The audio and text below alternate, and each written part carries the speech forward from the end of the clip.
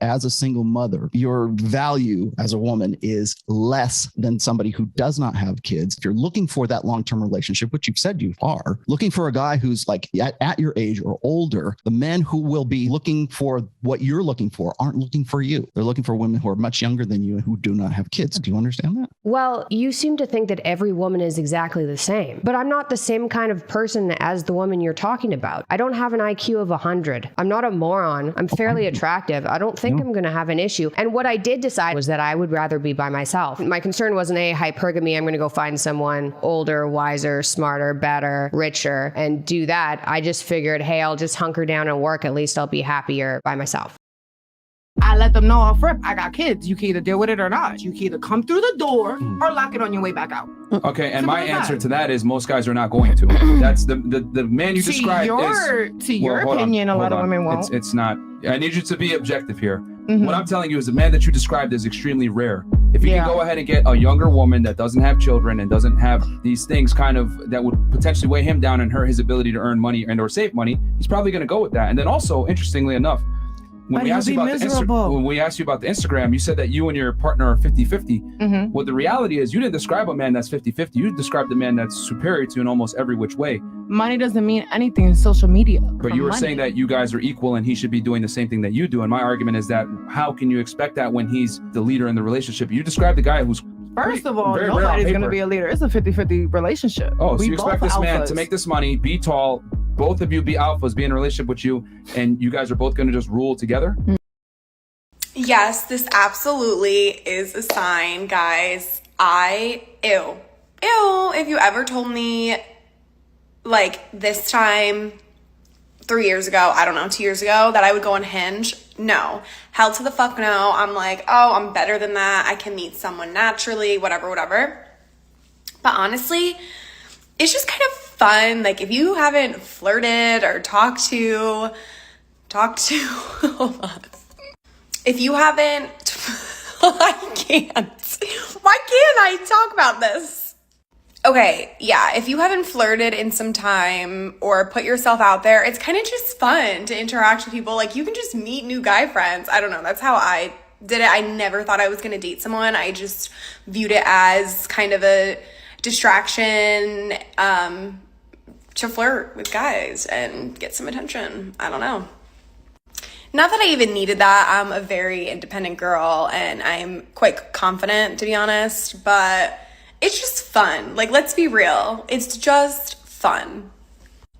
Regardless, I had messaged a handful of men back and forth, and all of them were like, come to Boston to see me, or, oh, meet me in New York. I did set my radius pretty far, but no, that's like my first red flag. You should be saying, I'm coming to Connecticut, I'm driving to you, I'm opening the car door for you, and blah, blah, blah.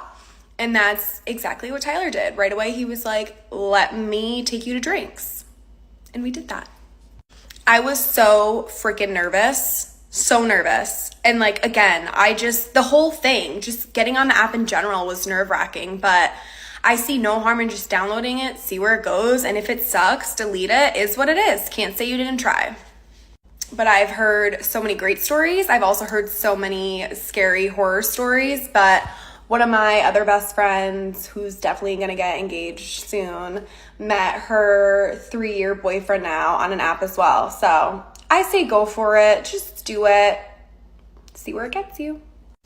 Anyways, Tyler and I had our first date getting drinks, but I was like, I want to see this kid in sweatpants, gray sweatpants specifically, and a hoodie, just watching Netflix. Like, my thing is watching Netflix, chilling, being in the comfort of my own home, on the couch, in bed. Obviously not going to do that on a second date whatsoever, but hold on.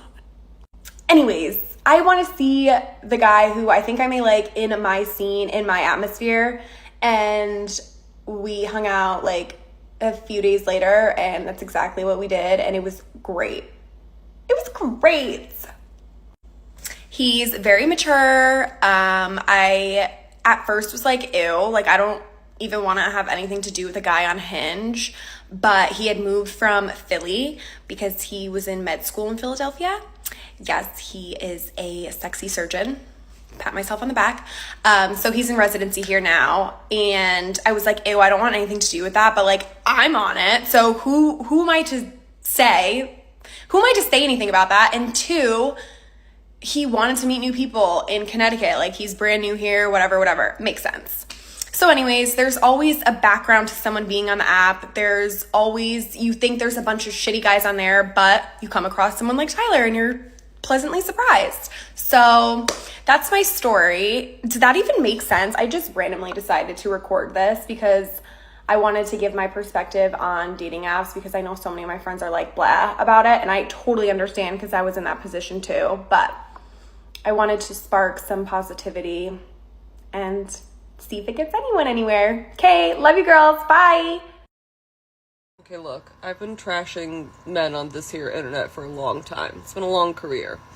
But I just came home with food poisoning, and this man laid my pajamas, my LED face mask, my iPad out on the bed, plugged in, poured me a cold glass of water, packed my bong, and cleaned the bathroom for my arrival.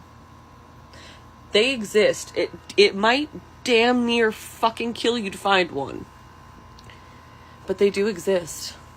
You know, when you see a woman out in public and you start thinking things like, wow, that is a goddess among mortals, perhaps proof of the existence of a higher power. I wonder if she's aware that every single person within a 5-mile radius can see the way she glows. I wonder if she's ever been kissed the way that she should be, or if anyone bothered to make her coffee this morning just the way she likes it. And if not, I absolutely volunteer. But then the words that actually come out of your mouth are something to the effect of, I like your outfit. And then maybe she says something like, I was just about to say the same thing to you. And then you say thank you, and then you never see her again. So listen, I'm just saying, I know how I feel and I know my worth. So if I sit here and I tell you this is what I want and you can't give me that, it's okay. It's no problem. But I'm gonna go find it. I'm going to be aggressive because nobody wants to hear this, because what you want me to say today is actually being a single mother is totally possible. It actually isn't. It was never meant to happen for the human race, number one.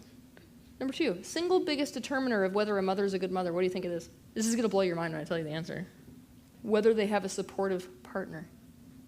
The major argument for good dads is actually, can the dad be there for the mom? Because it's like a direct chain is what we see. What you see is that if you've got a father figure, basically, who's supportive to the mother's energy goes towards the children. But the second that she doesn't have that supportive energy, she collapses, is what happens. And then the kids get starved. And we're not actually supposed to be living in a single-family household, so it's supposed to be a lot more support towards mom than just dad. But I'm going with standard societal structure. You are a victim of a society that was never meant to work this way. My husband fell in love with my best friend. Now ex-husband, ex-best friend, but they fell in love. It's now been 4 years, and I wanted to share a very important lesson that I learned. The people that are meant to be in your life will be in your life. Nothing will stop them from simply being in your life. If it's so easy for someone to leave, then they were never truly meant to be with you long term anyways. Also, I see people begging people to stay in their life. You really want someone in your life that you have to beg for? No, thank you. And if you're really fighting for someone to stay, don't you value and respect yourself enough to just let them go? I know that divorce is really hard, and I know that sitting in the loneliness is really hard, but it's way better than begging and pleading for someone to see your worth and your value. You are worth so much more than that, and I hope you see that. So from one heartbreak to another, I see you and I love you. How do you do it? My husband wants a divorce. Actually, no, he said that he wants a dissolution. I just quit my full-time job to take a part-time job at the school. That way I can get myself through school to get my RN degree. Now he wants to separate, and I have no fucking idea how I'm going to do it. One, I am so sad for our daughter. She's always had mommy and daddy there, and it breaks my heart that she has to go through this. But also, like, how the fuck am I going to afford to live? How am I going to be able to provide for myself and her? I think I'm just still in shock right now. Like, is this really happening? Yeah, it is. I I don't know. If you guys have any advice, just let me know. This is a perfect example of how women will always think about themselves when it comes to a breakup or a dissolution or a divorce. Because why is it as a society we've normalized just breaking up? Imagine if these same women put in the same amount of energy into fixing a relationship as they do in planning their exit. We'd have a lot less divorces, I'll tell you that much. But even more so, everything in this video screams me, me, me, me, me, me, me, and nothing about possibly saving the relationship. And then, of course, the women will get on the internet and claim that it's in the best interest of their children, even though they're thinking about themselves. But the reality is that household is never going to be the same. There is no amount of money, of alimony, or child support that is going to make your children secure by not having both parents together. And so many women have done this so freely because it's so celebrated and so normalized to just be a singular co-parent, rather than what it looks like to make up, break up, and fix a broken home, rather than just finding a new one. And all that's really gonna happen is she's gonna find some simp-ass loser that wants to put up with her kids and basically take care of her and do the bare minimum as a stepdad, because basically he's easier to manipulate because her ex-husband no longer wants to put up with it. Okay, bye. Men don't want to date single mothers, or men always talking about single mothers, this, that, and the third. This is a perfect example as to why. Because again, you expect this man to come in, be the man of the house, pay all the bills, be romantic, do all that, be a father to a son that he didn't have. That's not my son. But he has no say-so. But he has no say-so in the discipline. He has no say-so in the guidance. He has no say-so in how this house is going to be ran in regards to your son. So how do you expect me to be the man of the house when every time that I try to tell him something that's right, you bucking the system because you getting emotional, because you, damn the message I'm saying, you processing it as, no, you can't tell my baby nothing. Because it's my baby. It's my baby. Yep. So as a man, how enticing is that of a situation to walk into? That's why men don't want to date single mothers. That's why.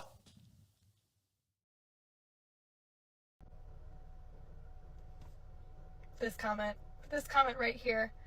And what about that comment? I really don't think that he's speaking for all men.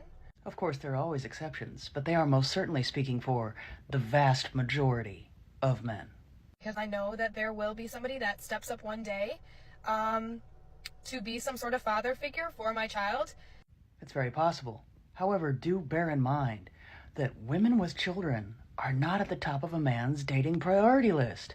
They are, in fact, near the bottom. It's also very, I'm very surprised that you felt comfortable actually typing this out and commenting on someone's video. I'm actually surprised that one didn't already realize that most men actually felt that way. It's just the wildest thing. No, it's not. It's actually almost common sense. You don't know my circumstances with my child, or his father. Well, that's true. Not every single mother has 2 or 3 baby daddies, and some single mothers are the product of being widowed or are divorced. However, the fact remains the same that most men do not want to raise another man's child. Yeah, that's basically it. So, hopefully he's not speaking for all men out there, but this was just really disappointing to see. Reality often can be very disappointing, can't it? But no, unfortunately, that person does actually speak for the majority of men. Whenever men use the term cat lady, it makes me laugh for multiple reasons. One of them being that you are just exposing the fact that you can be replaced by a cat. Men try to act like we need protectors and they're so special we can't live without them. Yet it's a societal joke that women will choose cats over you. This comment is so funny to me. If I prefer a small furry creature that sheds on my couch and shits in a box, you're no prize. But on top of all of that, can you name one term that's used in a derogatory manner to shame single men? I can't. Men just get to live their lives in peace. If they choose to be single or never found the right partner, there's no term to shame them. Society doesn't care. He's probably just living his best life. There must be a reason he's single. Who cares? Don't bother them. But women? How dare you be single? How dare you even think about living your life without dedicating it to somebody else? But newsflash to men, You should benefit and enrich our lives to be our partners. And if you don't, we would rather choose a cat because they do. They're so cute. But I really don't understand how a single mom with a one-income household is supposed to survive right now. I don't understand why all these average men are out here single when they could be coupled up helping you pay the bills, but they weren't good enough, were they? I bet they are now.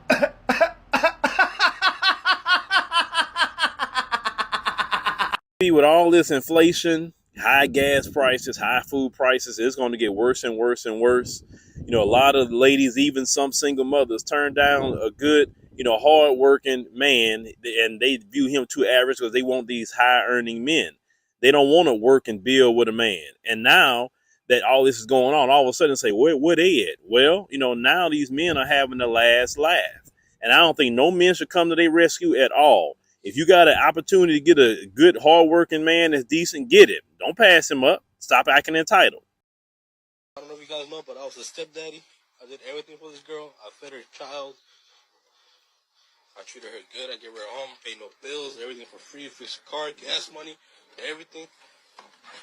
I bought that car seat, matter of fact. I bought her daughter clothes. I bought her daddy food, everything, just for her to go and cheat on me with the father of the baby. Lesson learned, guys. Don't ever trust a fucking bitch. I fixed that shit. She fucked it up. I fixed it. I tried my best to fix that. I bought her that. I put gas in it. I did everything. Everything that's in here, I fucking bought it. She lived with me rent free, nothing. For her to fucking cheat on me, bro. That's a fucking learn, guys. Don't ever trust a fucking bitch. All that over some fucking dicks. Well, you guys, oh my god, basically, she's kind of famous on TikTok. Nigga, she's not the person who you think she is. Everybody go fucking hate on this bitch, nigga. Real niggas like me. Real niggas like me don't deserve this shit. Real niggas like me don't deserve this shit, bro.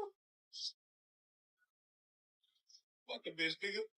Never again. Never in my fucking life, nigga. Fuck a bitch, bro. Never fucking again, nigga. Fuck this fucking bitch, bro. On my mama, bro. I did everything for her just for her to do this to me. Never in my fucking life. Show your fucking face. What? Never again, bro. Fuck. The guys that limit girls because they have kids, fuck them. No. It's like, fuck those type of dudes. But let me tell you why. It's like, you know what? Us women with kids, we know how to hustle. We're smart. We get jobs done. You bring a man in a relationship when you have a son, are you going to put him before your son? Absolutely not.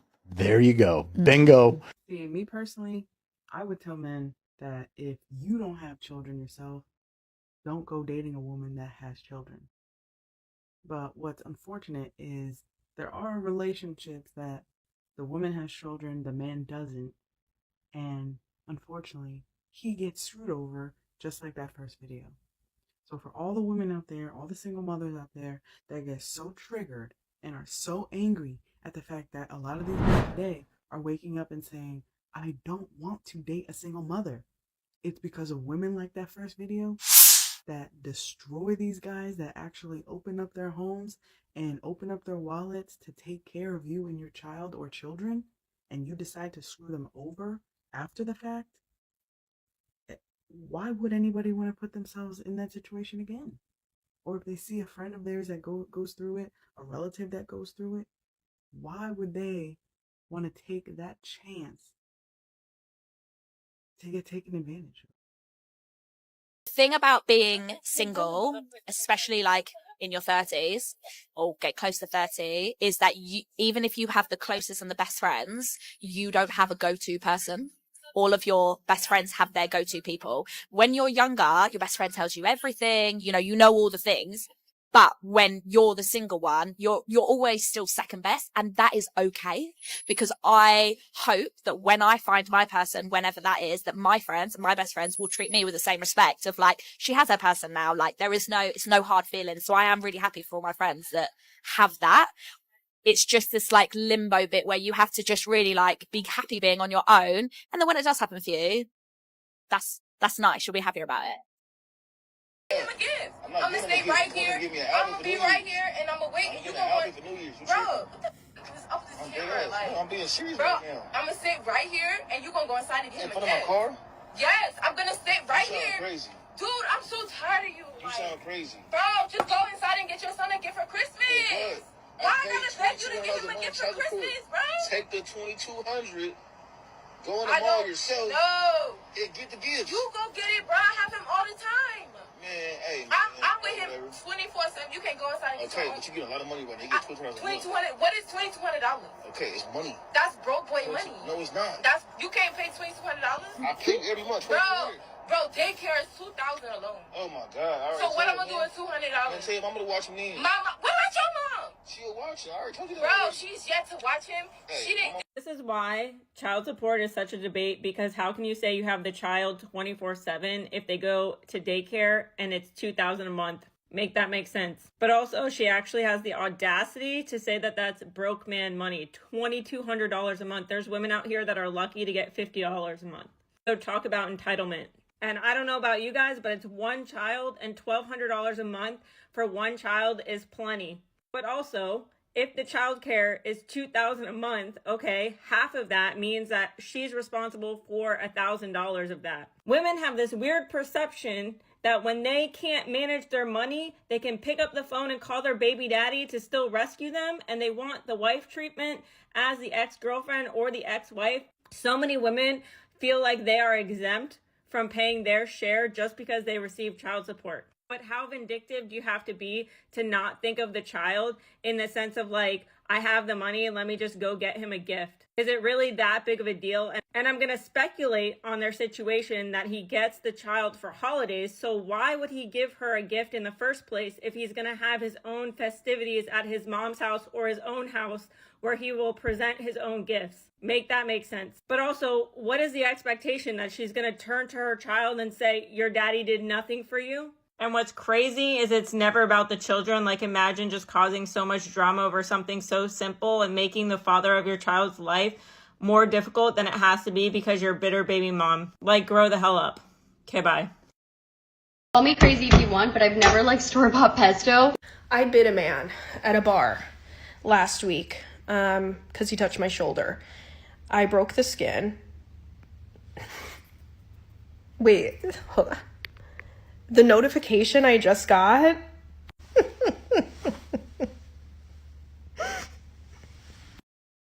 And that wraps up today's episode of Manosphere Daily. If you enjoyed the content, give it a like. Be sure to subscribe and hit the notification bell so you're notified as soon as a new video is out. Share your thoughts in the comments below. See you all tomorrow.